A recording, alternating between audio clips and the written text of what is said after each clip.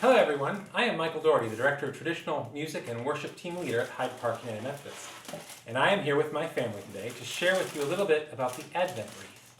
Advent is the season of the 4 Sundays before Christmas in which we prepare for the coming of the baby Jesus.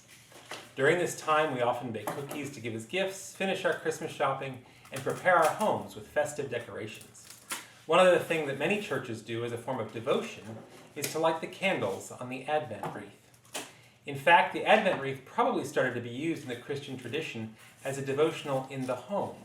So this year, because we will be worshiping together mostly in our homes, we thought it would be great if we all had an Advent wreath of our own at home. And this devotional is going to share some of the different ways that you and your family can be involved in creating an Advent wreath. And then we invite you to light it each Sunday as we worship together, virtually. So you could say that this devotional is about preparing for a season of preparation. Advent wreaths are filled with symbolism. An Advent wreath has 4 candles. Usually in church there are 3 purple candles and 1 pink that sit on a wreath made of various types of evergreen. However, sometimes there are just 4 purple or blue candles.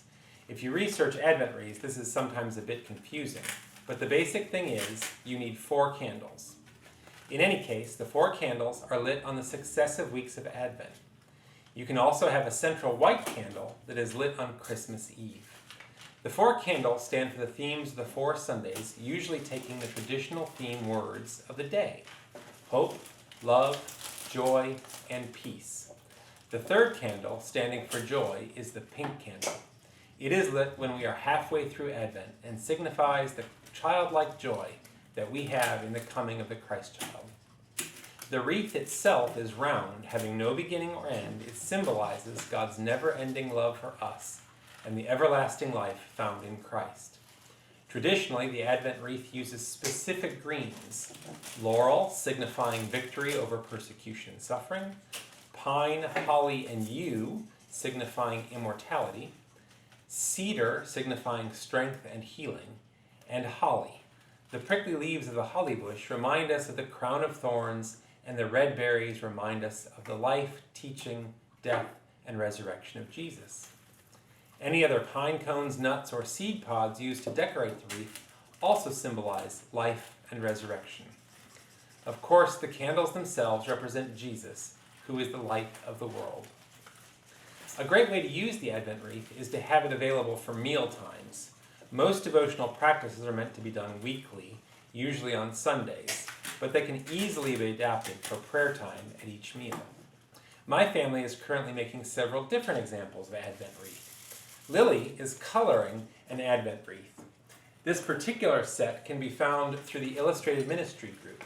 More information can be found at illustratedministry.com. Also, if you are near Hyde Park, keep your eyes open because our children and youth ministry areas will be making these available over the next few weeks. A fun way to use this would be to color in the wreath part beforehand, that's this part down here, and then color in a candle each week. And as you read the devotional, add it to your Advent wreath. It would sit in the wreath the entire week and remain as it is joined by the other candles. The candles can be decorated any way you would like, and then they go together with tape to form the candle. Hannah and Leo are each making an example of a wreath that uses real candles. Hannah is making one with fake greens, and Leo is making one with real greens. The candles came from a craft store. I will say it was a bit of a chore to find purple candles, so you might have to make do with a different color. In any case, the creation of the wreath itself is not complicated. If you are using real greens, use Oasis so that you can water the greens and they won't die before the end of Advent.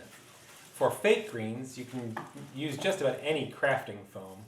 We are using Oasis for both of ours because we have found that to be the easiest to push the candles into.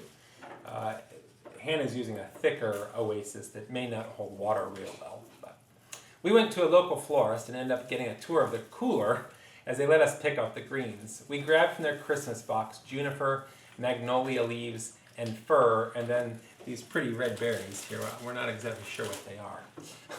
The fake greens came from a craft store, and again, we just grabbed what looked nice. We also grabbed some of the silver decorative bits that are kind of pretty.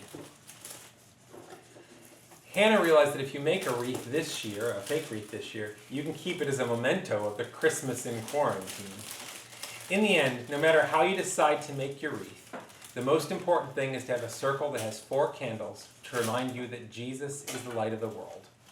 We do hope that you will join us this year in recognizing the Advent season with your own Advent wreath at home. Here's how our wreaths turned out. Lily decided that she was going to wait to fill out the rest of the candles for more Sundays in Advent. More information about Advent wreaths and the devotionals that you can use for Advent can be found on the websites listed on the screen. Also know that we will be lighting the candles every Sunday in worship, and we'd love to have you light with us.